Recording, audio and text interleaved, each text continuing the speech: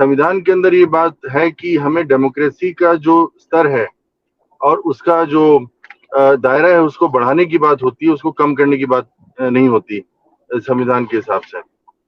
जो आर्टिकल 3 है उसके अंदर लिखा हुआ है कि अगर कोई भी इस तरह की टेरिटरी, मान लो स्टेट का कोई हिस्सा है,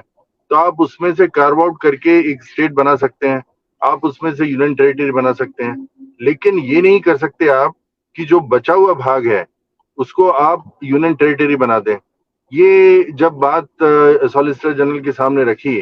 कि इससे तो बचने का कोई तरीका है नहीं आपके पास, तब उन्होंने कहा कि आप स्टेटमेंट ये बताइए इसके बारे में आप क्या कर सकते हैं। लेकिन सबसे बड़ी बात यह है इसके अंदर कि अगर आप इसको यूनियन टेरिटरी नहीं बना सकते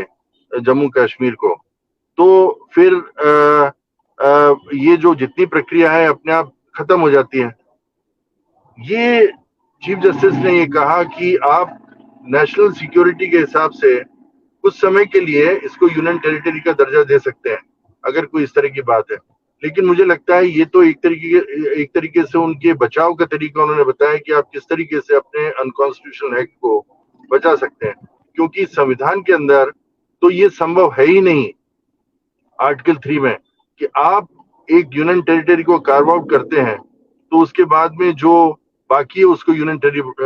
टेरिटरी बना दें, वो तो स्टेट बन के ही रहेगा। तो ये एक वे आउट ऐसा सजेस्ट किया है, इसलिए वे आउट को इमीडिएटली जो सॉलिसिटर जनरल ने आकर के स्टेटमेंट दे दिया, उन्होंने सोचा ये बचने का अच्छा तरीका है। लेकिन मुझे लगता है हम लोगों को इंसिस्ट करना चाहिए, क्योंकि मैं भी उस केस में हूं और आर्ग्यू कर रहा हूं कि इसके बारे में संविधान पीठ अपना फैसला दे कि ये जो किया था इन्होंने गलत किया था। बहुत सारे और भी प्रश्न हैं, जैसे आर्टिकल 370 के बारे में बातचीत करी, तो आर्टिकल 370 के अंदर सबसे अहम बात यह है कि जिस समय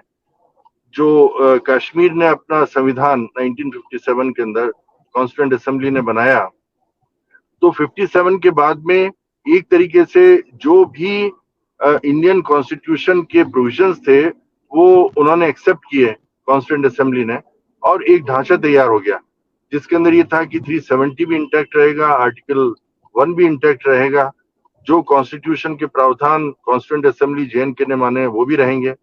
लेकिन 57 के बाद में बहुत सारे चेंजेस होते रहे। तो एक आर्गुमेंट तो यह है कि 1957 के बाद में कोई भी चेंजेस नहीं हो सकते थे, क्योंकि constituent assembly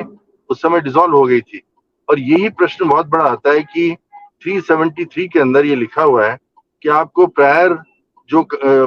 recommendation constituent assembly की होना जरूरी है। तो इन्होंने ये किया कि इन्होंने इंटरप्रिटेशन जो क्लॉज है, उस इंटरप्रिटेशन क्लॉज के हिसाब से कॉन्स्टिट्यूएंट असेंबली को इन्होंने स्टेट असेंबली बना दिया, और क्योंकि स्टेट असेंबली थी नहीं उसको पार्लियामेंट बना दिया, और पार्लियामेंट की सहमति लेकर के इन्होंने इसको चेंज कर दिया 370 को कम्प्लीटली। तो 370 का एक अहम प्रश्न चीफ जस्टिस ने ये भी कहा था, और हम लोगों ने भी उसको आर्ग्यू किया था कि आप 370 को इस तरीके से परिवर्तित नहीं कर सकते जब, क्योंकि कॉन्स्टिट्यूएंट असेंबली नहीं है, और आप कॉन्स्टिट्यूएंट असेंबली की जगह स्टेट असेंबली नहीं ला सकते। तो जितना भी इनका प्रोसेस हुआ है एक तरीके से वो बिल्कुल संविधान के विरुद्ध है, और यही आर्गुमेंट्स सुप्रीम कोर्ट के सामने किए गए, और उनके पास इस चीज का, कई चीजों का तो जवाब नहीं है। जैसे इसका जवाब भी नहीं है कि कॉन्स्टिट्यूएंट असेंबली को कैसे परिवर्तित करके वो स्टेट असेंबली लेकर के आ गए, और वैसा बना करके फिर पार्लियामेंट ले आए, और पार्लियामेंट ला करके 370 को परिवर्तित कर दिया, जो नहीं हो सकता था। ये कुछ अहम प्रश्न है, लेकिन सबसे बड़ा प्रश्न है स्टेटहुड की जो आज के डिस्कशन की बात है उसमें, तो इसको कभी भी वो यूनियन टेरिटरी का दर्जा नहीं दे सकते थे। अब हमको इस चीज से बचना चाहिए, क्योंकि अगर संविधान पीठ ये फैसला देती है तो नेचुरली स्टेटहुड को उनको रेस्टोर करना पड़ेगा। लेकिन अगर उनके जो उन्होंने बोला है कि हम इसको अंडरटेक करते हैं कि ये with in A time period हम इसको चेंज कर देंगे, वो थोड़ा सा मुझे लगता है कि ठीक नहीं होगा, क्योंकि टाइम पीरियड निर्धारित कौन करेगा। इसका मतलब है वो लंबे समय तक कहते रहेंगे कि हम इसको स्टेटहुड का दर्जा 2 साल बाद देंगे, 3 साल बाद देंगे, 6 महीने बाद देंगे, जो भी समय तय करेंगे। तो मुझे लगता है वो ना हो करके होना यही चाहिए कि संविधान पीठ अपना फैसला सुनाए कि जो इन्होंने यूनियन टेरिटरी इसको बना दिया वो गलत था। धन्यवाद।